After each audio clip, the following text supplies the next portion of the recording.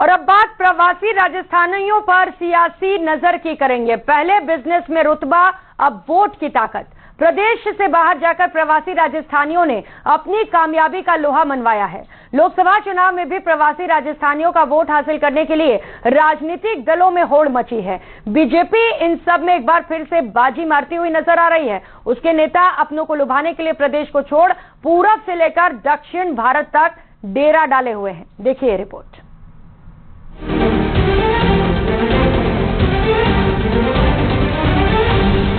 जहां न पहुंचे रेलगाड़ी, वहां पहुंचे मारवाड़ी। देश के कई हिस्सों में मारवाड़ियों ने अपनी प्रतिभा के दम पर न केवल बिजनेस में अपना बड़ा नाम कमाया, बल्कि कई राज्यों की अर्थव्यवस्था की मारवाड़ी रीढ़ बन गए और उनका वोट बहुत बड़ी ताकत के रूप में उभरकर सामने आया है। यही वजह है कि तमाम राजनीतिक पार्टियां मारवाड़ियों के वोट को लुभाने की कोशिश करती है, मगर बीजेपी इसमें हमेशा बाजी मार ले जाती है। के आसपास प्रधानमंत्री का दीदार करने के लिए इंतजार कर रहे हैं कि कब प्रधानमंत्री। उड़ीसा से लेकर असम तक, पश्चिम बंगाल से लेकर तेलंगाना तक, हर ओर इस बार बीजेपी की प्रवासी राजस्थानियों के वोट पर नजर है। राजस्थान के नेताओं की बड़ी फौज पश्चिम बंगाल, उड़ीसा, तेलंगाना, गुजरात, आंध्र प्रदेश, कर्नाटक, तमिलनाडु समेत देश के कई हिस्सों में डेरा डाले हुए है।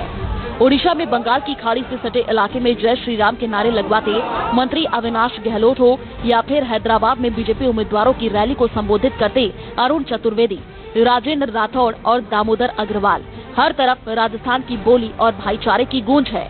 यहाँ भारतीय जनता पार्टी 17 में से अधिकांश सीटों पर जीती है। 10 साल का मोदी जी का शासन, पिछले 4 महीने में पहले तो केसीआर के बीआरएस के शासन में भ्रष्टाचार, लूट और जनता से किए वादों को पूरा नहीं करना, और पिछले 3 महीने में कांग्रेस की सरकार ने जिस प्रकार से अपने पूरे वादों को पूरा नहीं किया, चाहे किसानों की कर्ज माफी का होगा, पेंशन का विषय होगा, उन सबको पूरा नहीं किया। इस बार 17 में से अधिकांश सीटें भारतीय जनता पार्टी जीतेगी। बहुत बड़े पैमाने पर यहाँ करीब 11 सीटों के ऊपर राजस्थान के कार्यकर्ता भी यहाँ के तेलंगाना के कार्यकर्ताओं को सहयोग कर रहे हैं भारतीय जनता पार्टी की जीत में। तेलंगाना के गांव कस्बों में बीआरएस और कांग्रेस चाहे कितना ही जोर लगाती दिखे, पर भाजपा का परचम उठाए मारवाड़ी हर जगह बीजेपी की ताकत बनकर के सामने आए हैं। राजेंद्र राठौड़ ने तेलंगाना के मलकाजिगिरी में मोर्चा संभाल रखा है, दामोदर अग्रवाल ने निजामाबाद को संभाल रखा है, तो अरुण चतुर्वेदी के पास हैदराबाद के आसपास की सीटों की जिम्मेदारी है।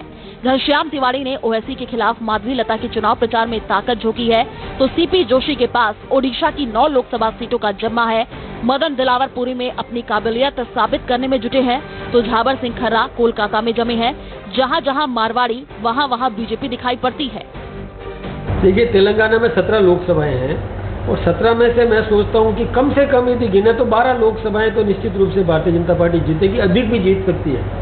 हमारे यहाँ प्रयास सभी जगह पर है और जनता में तो उत्साह है। लगता है समीकरण क्या है क्या नहीं है वो एक अलग बात है, लेकिन जो संभावनाएं दिख रही है वो जीतेगी। इसलिए इस चुनाव में भी जहां जहां राजस्थान के नेता प्रवास पर हैं, वहां प्रवासी राजस्थानियों ने उनका दिल खोल करके स्वागत और सत्कार किया है, साथ ही वोट देने और दिलाने का वादा भी। उड़ीसा की जनता परिवर्तन की ओर है। लोकसभा और विधानसभा के चुनाव में इस बार प्रचंड बहुमत के साथ में भारतीय जनता पार्टी की सरकार बनने वाली है। भारतीय जनता पार्टी के पक्ष में जबरदस्त माहौल है। पिछली बार 4 लोकसभा की सीट आई थी, अभी 17 लोकसभा सीटों पर भारतीय जनता पार्टी और कांग्रेस का मुकाबला है।